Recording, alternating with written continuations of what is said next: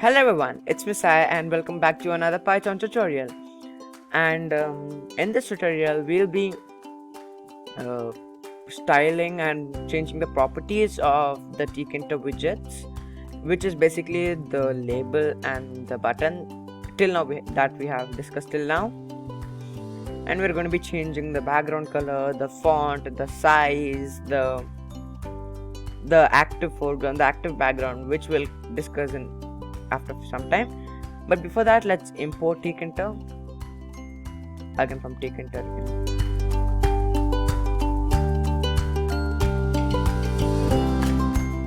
Let's make it. Let's put this in our main loop. rt.main loop.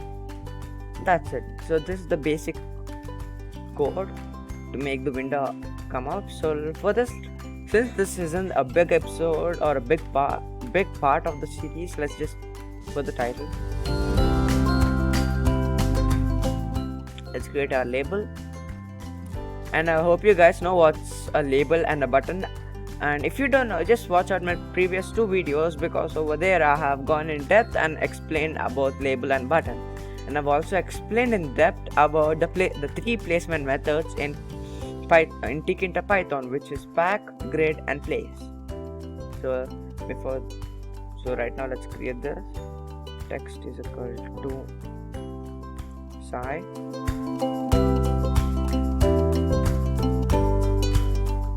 Let's run the code and let's just see if it works. It works really good. There's no errors. It's just a simple text with the title subscribe. That's it. Now let me show you what are the different types of stylings or property changings in the Tkinter. Only for label. And the number one thing is font. And in font we can change the type of font, the color, and we can make it bold or italic, or we can even make it underlined. Now we can change the foreground, which is the font color. We can also change the background. Yep. So first in the label we're going to put a comma and we're going to write font is equal to, again in the brackets, font is equal to brackets, and inside that put a string, which is single quote or double quotes, and inside that we can put any font, and I'm just going to leave it empty, but we should actually not leave it, otherwise it's going to show an error. So let's create the font size as 25, and for the font, I don't know a lot of fonts, so let's go to a website called fonts.google.com, which is a really good website to find fonts. And now let's get this font. It's named Montserrat, and I pretty much love this font, so let's put it Montserrat, and make sure that everything is in lowercase, not uppercase. Let's save this and run. As you can see over here, this is in that Montserrat font, and the size is 25 as well. We can make it 2, 3, or we can even make it like 70, 80. It looks pretty big, but the font size is pretty good. We can also change the the bold settings by just putting a comma and put the string and write B, which is for bold. It's showing an error. Forward that I need to write bold itself, not B. So sorry guys. As you can see, this is in bold. You can also make it bold plus italic, something like this. So it is basically like slanted italic or something. We can also try with underline or something, but not now. But for now, let's just stick with normal normal font with 25 size. Now these things also apply for button as well. Now let's change the font color. So it will be foreground, or also known as FG. You can put foreground is equal to, or FG is equal to. FG is much better because it's short and it saves few seconds of time. So FG is equal to, we can put the color. Example, we can write green. Let's run this and As you can see, the color is green. But to get more colors, I recommend you to go to this website called htmlcolorcodes.com, where we can choose all the colors and we get the RGB values, the HSL, CMYK values, and even the hashtag values, which is the HTML code. So let's get a good color. This looks like a good color for me. So copy this code, then go to this go to your text editor or the IDE, and in this area just remove this, but put the string, put hashtag, and put the color. Now let's run this and check. As you can see, this is the color we have, and that's the best part about this, because we can put any color we want. Now this similar thing applies to background as well. So BG stands for background, so BG is equal to, again, let's go to the website and get another color. How about this color?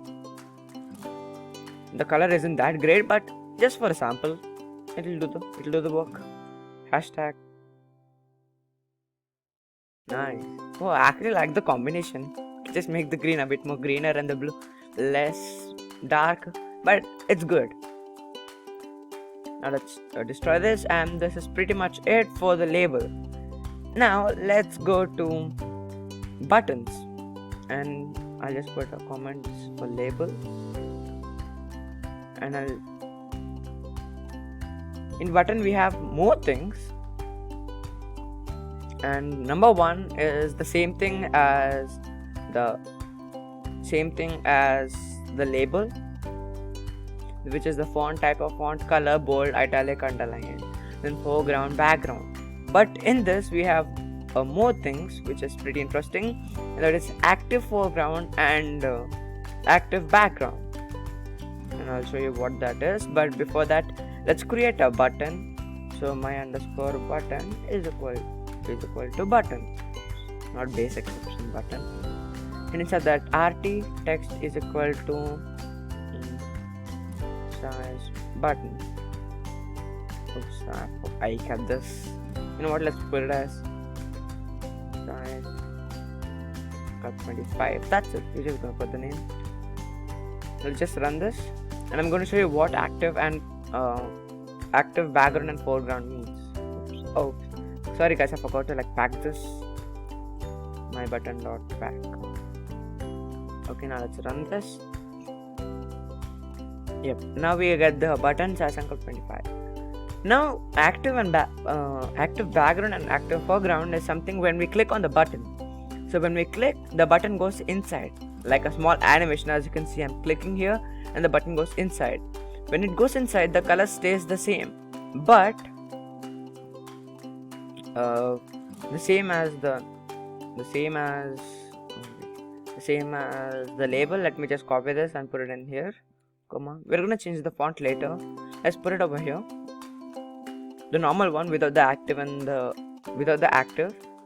So if I click on the button, the properties is going to change for the time we're going to press the button. So that's pretty annoying. It's not a big problem, but it doesn't look good. So what active is going to do is, when we press the button or when it is in its active status, it's going to remain the same. So over here again, and know that there's no shortcut for the active background and active foreground. There's nothing as active FG or something like that. So active foreground is equal to, I'll just make this white, and I'll make the active background is equal to black. Now the best, it's like the black and white combo. Let's run this and let's test this. So when it is active, as you can see, in the active status, it's showing that color mode. It's pretty cool. Obviously we can put the same color combination as the normal mode. That's gonna remain the same, but just for the tutorial purpose, I'm just gonna put it like this. Now we have let me just put in the comment. we have active foreground, and now we have pad X and pad Y. It is basically the X and Y dimensions of the button. So I'm just gonna put pad X is equal to 20 and pad Y is equal to 10. And before that, let me just create the same button again. Let me just name this my button 2. But I'm not gonna put this pad X and pad Y, just to show you the difference. So I'm gonna run this. As you can see, in the first one, in the pad X, which is 20, it increases the X or the horizontal length, and as you can see, as we are comparing, it has definitely been increased. And for pad Y, which is the vertical or the standing ones, it is increased as it is 10 compared to, I think this is like 7 or something. But the font did not change because we did not touch it. And let's change the font. Font is equal to, let's make this Calibri.